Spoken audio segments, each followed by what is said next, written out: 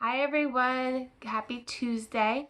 I am here to continue our Magic Tree House book, Twister on Tuesday.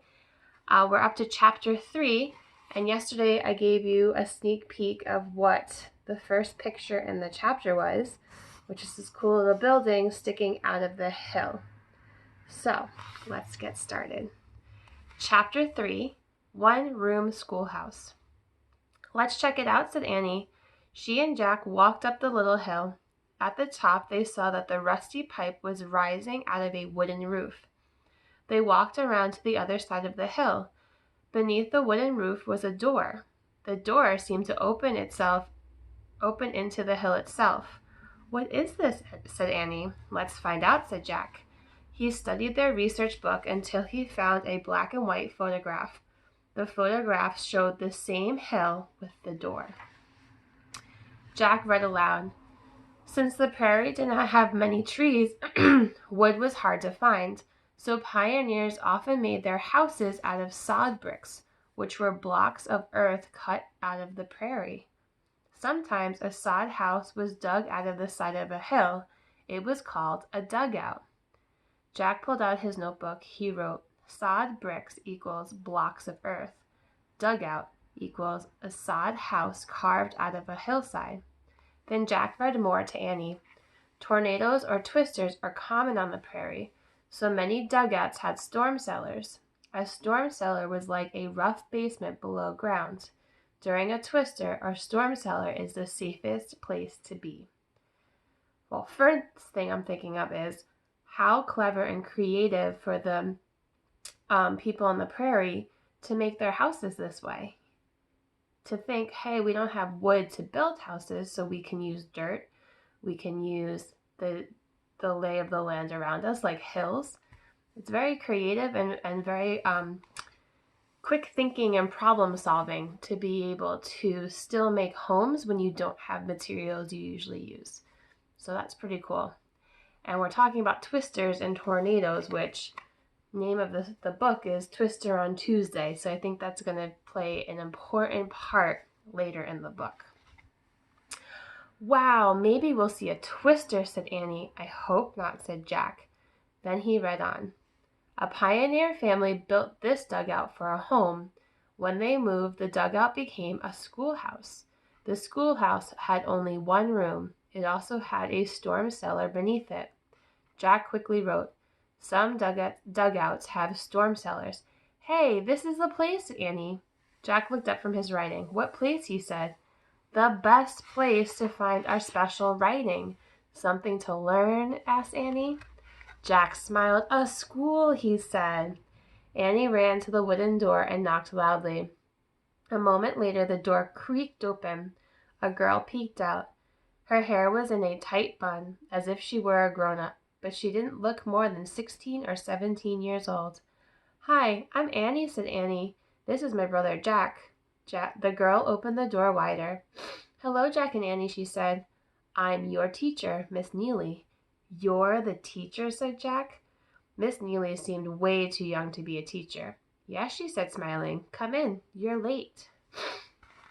So very interesting. So they found a schoolhouse in the hill, and now they met the teacher. I wonder if they'll find their special writing, something to learn. Chapter 4, Reading Lesson. It was warm and dry inside the schoolhouse. Several oil lamps lit the darkness. Class, meet Annie and Jack, said the young teacher. What class, thought Jack. There were only 3 kids.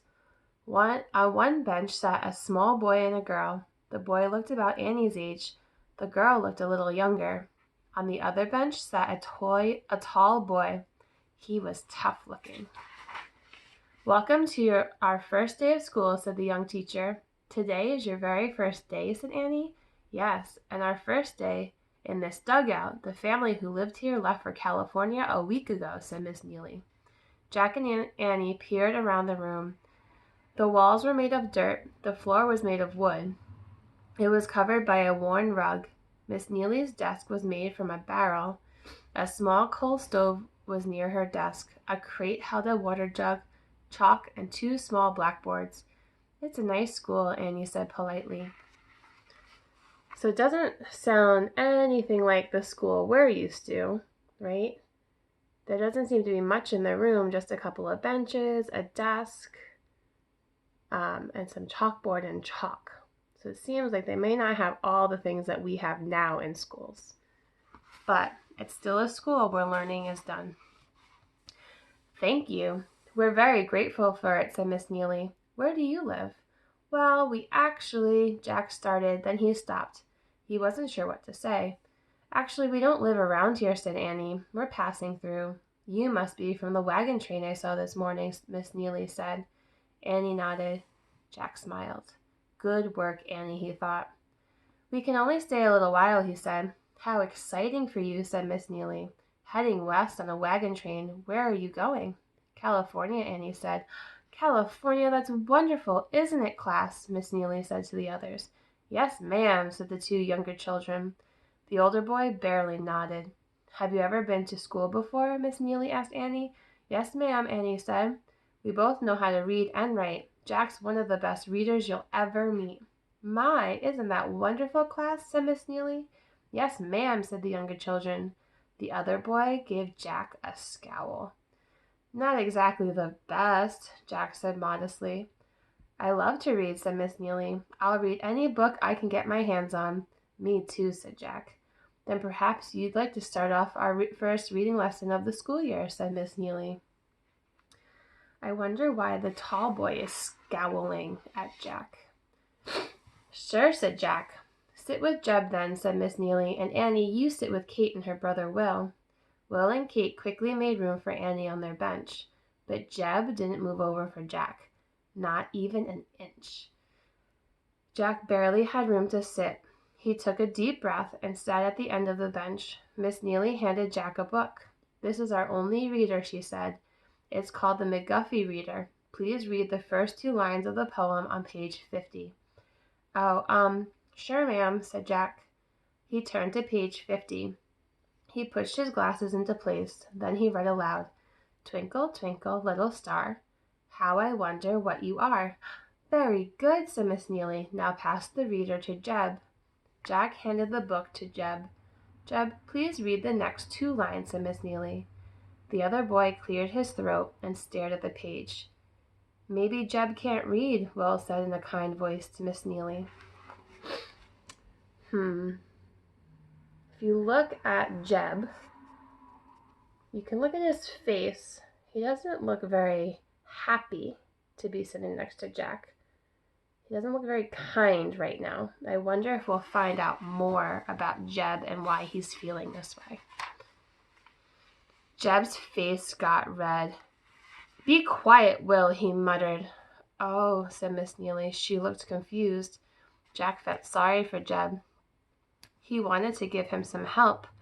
Barely moving his lips, Jack whispered, Up above the world so high, like a diamond. Jeb turned on Jack with an angry look. I don't need your help, he said. Now, Jeb, don't get mad, said Miss Neely. And Jack, you shouldn't give people the answers. I'm sorry, said Jack. Miss Neely sighed and pulled out her pocket watch. She was starting to look tired.